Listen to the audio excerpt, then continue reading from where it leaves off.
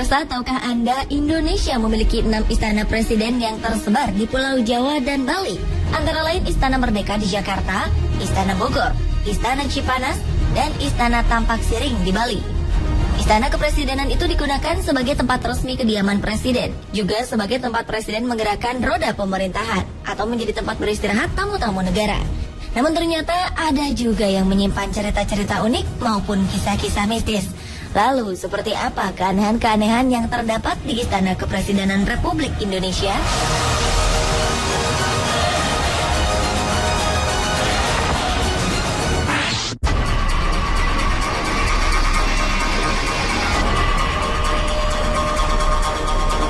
Demi penghematan uang negara, dahulu Presiden Gus Dur memutuskan tinggal di Istana Merdeka. Meski demikian, bukan berarti keluarga Gus Dur betah. Mereka mengaku banyak diganggu makhluk halus di istana peninggalan zaman kolonial itu. Putri Gus Dur, Yeni Wahid, pernah mengaku di akun Twitternya bahwa istana yang ia tinggali sangat tidak nyaman dan seram suasananya. Bahkan sang adik Inayah Wahid sering diganggu oleh makhluk halus. Kejadian menyeramkan ternyata tidak hanya dialami keluarga Gus Dur. Sejumlah pegawai istana juga kerap mengalaminya. Bahkan saking takutnya, untuk membersihkan lantai 4 dan 5 di Wisma Negara saja tidak ada yang berani. Karena takut dengan penunggu di sana yang tidak kasat mata. Menurut ajudan Gus Dur saat itu, yaitu Munib Huda Muhammad, Presiden Indonesia kelima itu tidak menggunakan cara-cara mistis untuk mengusir keangkeran istana, melainkan dengan cara yang logis. Gus Dur membuka Istana Merdeka bagi masyarakat, sehingga di era Gus Dur, Istana Merdeka ramai dan tidak angker lagi.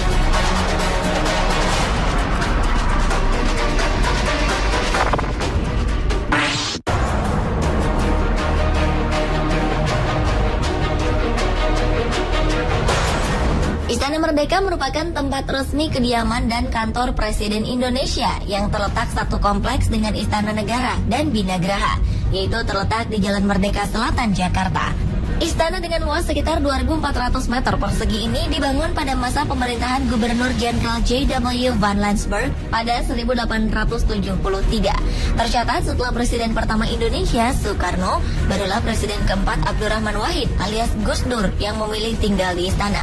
Kini Istana Merdeka ditinggali oleh Presiden ke-7 Indonesia, Joko Widodo, atau yang akrab disapa Jokowi. Yang menarik, ternyata Jokowi dan Ibu Negara Iriana Widodo bukan hanya tinggal, tetapi tidur di bekas ranjang Presiden Soekarno. Diketahui selama ini tak ada presiden yang berani tidur di ranjang kamar sang proklamator itu. Bahkan putri dari Bung Karno, Megawati Soekarno Putri sekalipun. Menurut Ahok, Gubernur DKI Jakarta, Presiden Jokowi termasuk salah satu presiden yang berani menempati kamar Bung Karno. Meski banyak informasi tentang bangunan tersebut yang penuh dengan cerita mistis, Jokowi mengaku tidak merasa terganggu oleh cerita-cerita itu. Ia malah merasa nyaman, sebab ia juga pernah tinggal di gedung tua saat ia menjabat sebagai wali kota Solo.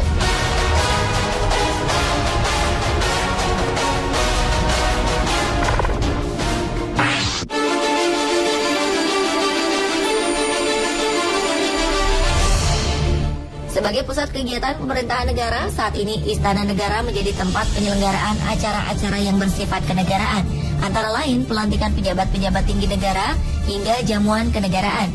Namun ternyata ada sebuah kisah di balik salah satu acara pelantikan resmi di Istana Negara tersebut, tepatnya saat pengangkatan Albert Hasibuan sebagai anggota Dewan Pertimbangan Presiden untuk bidang hak asasi manusia pada awal tahun 2012 lalu oleh Presiden Indonesia ke-6 Susilo Bambang Yudhoyono. Usai pelantikan, meja marmer yang dipakai sebagai tempat penandatanganan tiba-tiba pecah dan hancur berkeping-keping seperti habis dipukul dengan benda keras. Peristiwa itu terjadi ketika pasukan pengamanan presiden atau Pas Pampres hendak memindahkan meja marmer setebal 2 cm tersebut. Walau sempat terkejut, acara pelantikan tak terganggu sama sekali. Diketahui alas marmer tersebut terlepas dari meja besi kerangkanya.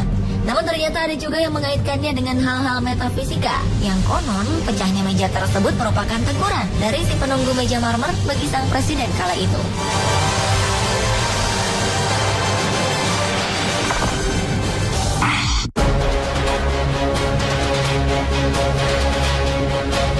Pemirsa, Rabu 22 Oktober 2014, Presiden Joko Widodo menggelar jumpa pers perdana sejak dilantik pada 20 Oktober lalu di halaman Istana Kepresidenan. Ada yang menarik dalam jumpa pers tersebut. Lokasi yang dipilih sebagai tempat jumpa pers juga tak biasa. yakni di bawah pohon Ki Hujan, nama sebuah pohon jenis trem besi besar yang ditanam di belakang Istana Merdeka. Pohon Ki Hujan ini seperti menjadi saksi bisu atas segala yang terjadi di kompleks kepresidenan itu. Di antaranya saat SBY pernah menerima penyerang kesebelasan nasional Prancis, Zinedine Zidane. Menariknya, Ki Hujan ini ternyata sudah berusia 144 tahun sejak ditanam pada 1870, yang artinya 3 tahun sebelum Istana Merdeka dibangun oleh arsitek Drossares. Meski ditopang oleh sejumlah tiang, pohon ini masih terlihat gagah. Yang menariknya lagi, pohon ini sempat diterjang angin puting beliung yang terjadi di kawasan istana pada 5 Januari 2012 silam. Banyak pohon bertumbangan, namun anehnya Ki Hujan tetap kokoh berdiri. Hanya dedaunannya saja yang rontok dan ranting-ranting kecil yang berjatuhan.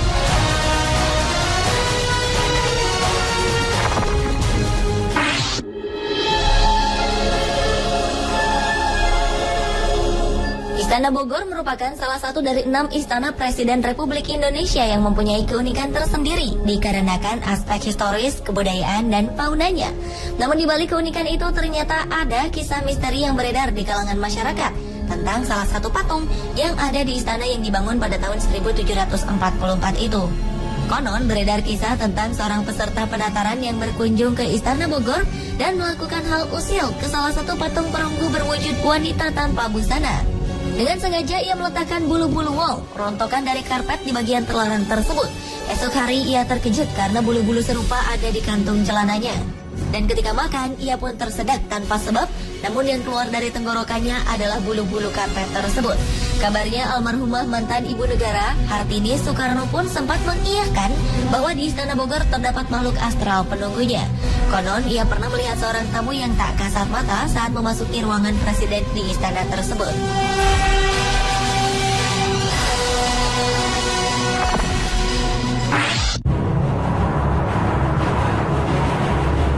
Istana Kepresidenan yang berada di Bali, yakni Istana Tampak Siring, adalah satu-satunya istana kepresidenan Republik Indonesia yang dibangun setelah Indonesia merdeka. Karena kelima istana lainnya, yakni Istana Negara, Istana Merdeka, Istana Bogor, Istana Cipanas, serta Istana Gedung Agung Yogyakarta dibangun semasa zaman kolonialisme Belanda. Istana Tampak Siring biasanya digunakan oleh presiden untuk beristirahat, melakukan rapat kerja, serta melakukan perundingan luar negeri. Istana Tampak Siring diprakarsai oleh Soekarno dan mulai dibangun pada tahun 1957 hingga tahun 1963. Di istana tersebut terdapat sebuah kamar yang dulu sempat dihuni Soekarno. Konon menurut warga setempat, kamar tersebut hingga kini tidak dihuni dan sengaja dikosongkan karena ada kekuatan mistis yang meliputi ruangan tersebut. Sementara Presiden Indonesia yang datang berkunjung ke istana itu menempati bangunan lain yang tak jauh dari bangunan yang ditempati Soekarno.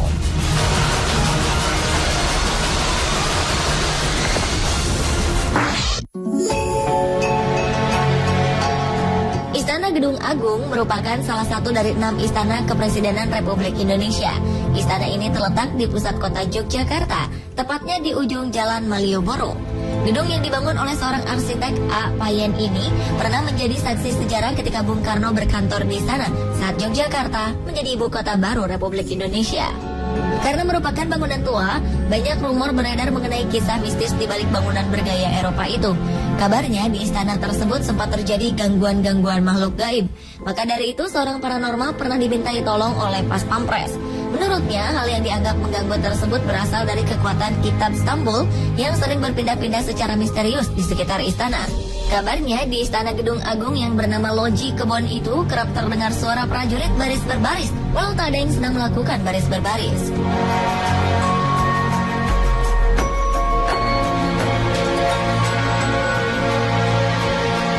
Pemirsa, itulah 7 peristiwa aneh yang pernah terjadi di Istana Kepresidenan Indonesia versi on the spot.